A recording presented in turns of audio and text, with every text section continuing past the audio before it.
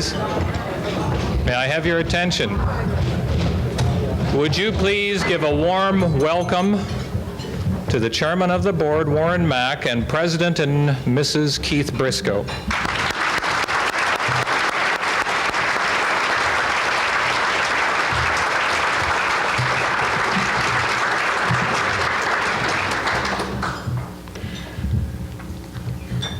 Even if you have to pay for lunch, it's a rare opportunity to share thoughts with your family of 20 years. Please bear with me. Memories, musings, and midnight butterings. Hello, my friends. It's strange how minutes become hours, and hours years. Then years become a decade, and then a score of years. The bow in the clouds are past. Over 20 years ago, our little family arrived in Storm Lake. We three found joy here in clear skies, fresh breezes, thunderstorms, rainbows, sweltering heat, drought, some Arctic fronts, torrential rains, wild windstorms, and the weather was pretty crazy too. Susie married Kurt and expanded the family. Our family is 5 and 8.5 nights now. Soon a princess will grace our lives, bringing the same joy and sense of purpose the birth of her mother gave us only last week, and her brother Max only yesterday. In the meantime, strangers become friends, and soon donors, and soon you're counting on them as family. Family becomes the college becomes the family. Others lack an understanding of the consuming effort demanded to stay above water. Some days, weeks, one loses control, family and friends are ignored, the job becomes the companion. Mere survival lacks substance. Only dreams have substance. Substance is a dream becoming reality. Reality is developing new dreams. But new dreams seem to quickly diminish past successes, leaving one anxious for the first victory again. There's always a danger that the need to exceed previous expectations will force some to exceed trust in your name. An intellectual community demands freedom of authority. A lack of leadership causes insecurity. The balance is always off. Workers resent paternalistic leadership, yet desire the confidence created by a sense of family and community. For some, a lack of majors give time for government's involvement, but soon their involvement becomes protective. Protectiveness stifles creativity. Community rallies in time of stress, allowing some to risk new ventures, which leads to a maturing process. City, our college, a history of love-hate, but the town is always the savior in times of fiscal need. City, stung by Sebans, will local donors lose their favorite child? Will the college become too big for its britches? Gladly, City embraces a mature college with new pride, finding a rare asset, a source of hope and purpose. Trustees trust, allowing the president to learn and grow. What an invaluable gift of trust and trusteeship, giving of their time, talent, and tithe to assure present success and to endow the future. Eilers, Mack, McCorkle, Mack, all men of vision, and wives too. trust, kindness, and brilliance, worthy of being a mentor all. During the last fifth of the century, accrediting agencies, learning societies, writers, critics, and peers give us high praise and blue ribbons, judging us with the best in the nation. To the faculty belong the credit here, as well as our gratitude for their renewed energy and dedication. A cabinet of individual builders seeking their base, spurs, spars, sparks, challenges, and stimulating one another until together they are greater than the sum of each purview. Their united skills are supported now by their professional teams. Buildings and grounds crews never lose momentum. Always the prime team on campus for results. Heroic small staff fights blizzards, rain, poor equipment, tight schedules never shut the college down. Weber, Keene, Williams, Harlan, Sonneboom hope to cause change, despair, lose hope, accept, find the good, receive esteem of their colleagues. So many other good people in every office on campus who do their job so well that they're often taken for granted by the academic and each other too. Students can't read or write, remember? Challenge and frustrate professors. Students' lack of purpose defies stimulation. Change in students' ability and responsibility stimulates community. Quality students don't stay, then become divisive, then challenged, soon attract others of the right caliber. False confidence, community complaining, unreliable campus leaders drop out, destroying all dreams. New community leaders emerge, at first crippled by old guard, fear of standards, then wins, gains, slow acceptance, bring revived energy, proud again, start all over again. Minutes become hours, hours days, days weeks, then months, years, a decade, two a score. Time is running out. Personal energy shortens, batteries slower to recharge. New dreams demand years, a decade. Running out of years, another decade is out of the question. Quality demands a score of years. Goodbye, my friends, goodbye.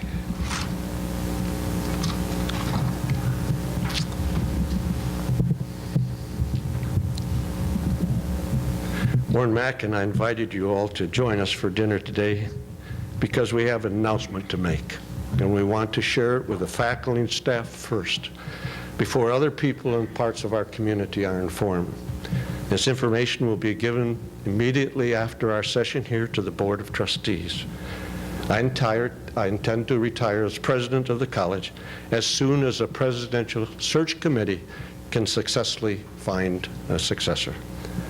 I have not accomplished all my dreams for the college, but these unfulfilled dreams will take more time than I can give. Carmen and I agree that it's time for the changing of the guard. We have done our best. We've enabled the college to grow and prosper during our watch. We believe we have built a foundation of which greatness can flourish. Survival is no longer a question. The dream is still the quest for a true excellence. You, the faculty, have just such a beautiful capacity. The others in this room are dedicated to helping you achieve it. Now it's time for Carmen and me to step back and take pleasure and pride in watching from a distance Buena Vista thriving under new leadership. The new leadership will build on our foundation and they'll inspire new dreams. It is our hope Her or his visions are so lofty, vast, and therefore worthy of this community that he or she will also retire with some dreams unfulfilled. We wanted the faculty and staff to know of our decision before any other groups were informed, because you are a vital role in this community, and also out of our love and respect for you. It's true. There are some responsibilities I have to fulfill. Because of our strong commitment I have with the Stevens family and Clifford Ray, we must continue to work with them.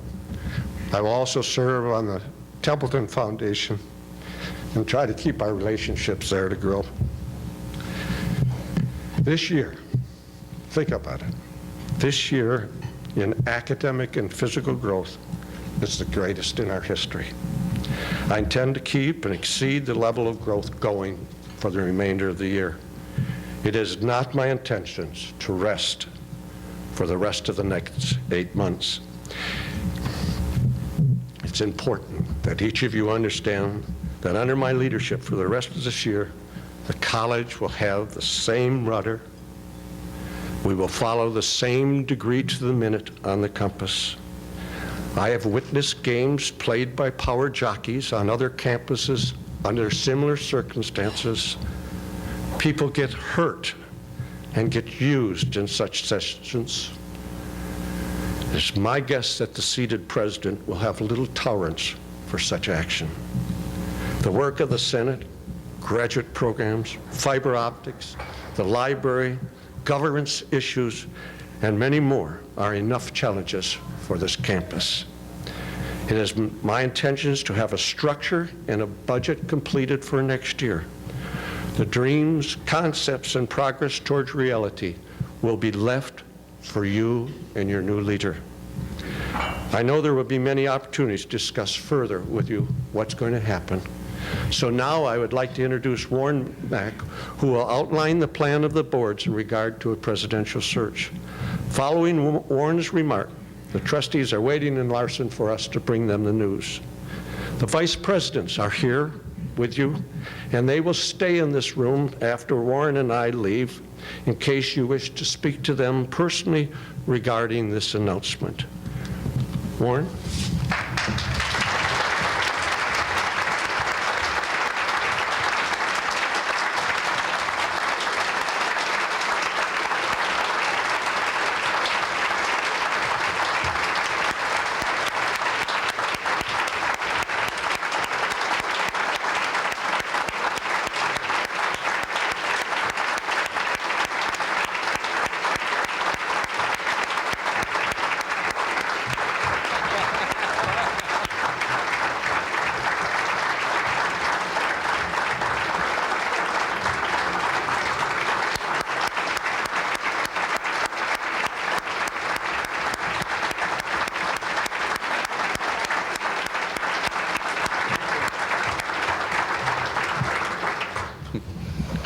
What a phenomenal 20 years it has been. And you can tell, I think, how much everybody thanks you for the 20 years, congratulates you. It is amazing. The college is truly on the crest of a wave that has been building for 20 years. And when I think about all the things that the leadership of Carmen and Keith has done for the college, it's so obvious when I look out at this group, many of whom I've gotten to know in the last 2 or 3 years, that nobody, of course, builds the wave that they've built with doing everything themselves. What you do is you provide the leadership, the vision, you build a team of people like the people out here, and I salute you all for being part of this team and being poised at the crest of this wave to take it into the next decade. It really is true what you say, Keith. You say it so eloquently that I won't even try to compete today, but that the college in its entire history has never been as dynamic in what's happening academically, what's happening to the physical campus. It is absolutely exciting and a joy to be involved with it. The excitement of the other trustees is palpable. People sense what's happening at Buena Vista College, and I mean the truth is that when I talk to Keith and Carmen about their decision to leave, to retire, it's it's largely because they realize that we are in such a dynamic time. We've got so much going for this college. It is such a crest to this wave that, as Keith says, it now requires somebody for at least a decade to assume that position of leadership. And so he says, this is a perfect time for me to retire. I don't know that there's a perfect time for somebody who's done as much as Keith and Carmen have over the last 20 years to retire, but I suppose you're right. It's nice to retire at a time when you're at the crest of the wave, when you've got a platform from which we can really move this college into the future. It's exciting. And I'm just delighted that you're all on the team and you're going to help us figure out how to ride it. Obviously, we have a few things we have to face, like we have to form a search committee and we have to find a new leader for this college. We need a new president. Hopefully the timing will be that Keith and Carmen will stay through the end of the academic year. If we could write the script, we would have a new president to take over the helm on July 1 of 1995. We have not, the Board of Trustees, as Keith has told you, has not yet heard this officially. They have not acted upon it. So what the Executive Committee has met, and what we will be recommending to the Board of Trustees this afternoon is that the board appoint a search committee, and the college charter is very clear that it's the Board of Trustees that has responsibility for selecting the president of the college. And we will be recommending to the Board of Trustees that that committee will include trustees, that it will include faculty members elected to their positions by the faculty members, and we'll be recommending that it have student representation as well. Again, student elected to that position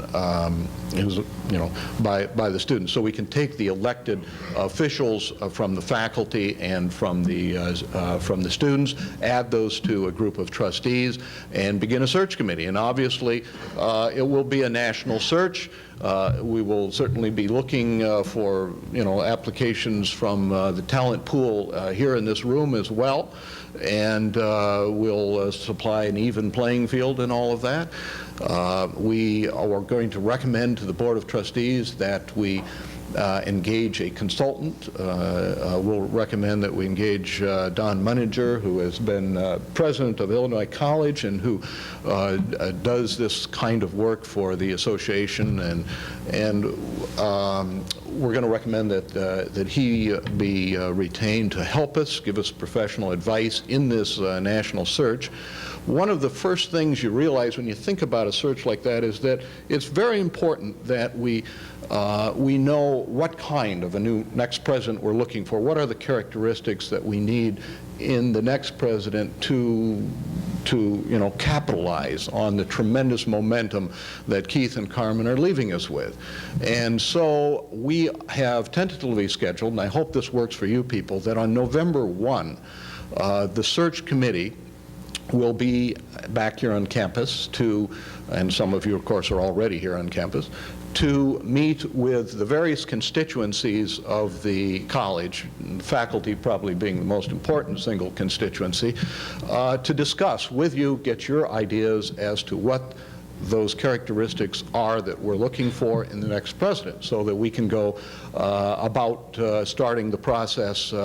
We need to obviously to write advertisements to put in the Chronicle. We need to get letters out to the right people to get the network going.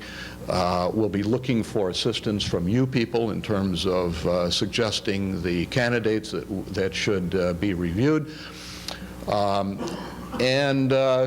So I hope that you will all participate in those discussions, and I hope on November 1, because I know that works in my schedule, and it works in the schedule of some other people, to help us think through what those characteristics ought to be. I just can't say it strongly enough that I've gotten to know a lot of you, and I really want your input on this. I want you to help us to develop the best profile that we can as to what we're looking for, and help us to find a new president for the college. It would be such a shame if we lost any of the momentum that we've got going right now. It's just too good to believe, and so we need to capitalize on it, and that's going to take a lot of hard work from a lot of us, but I know you'll help us in that respect.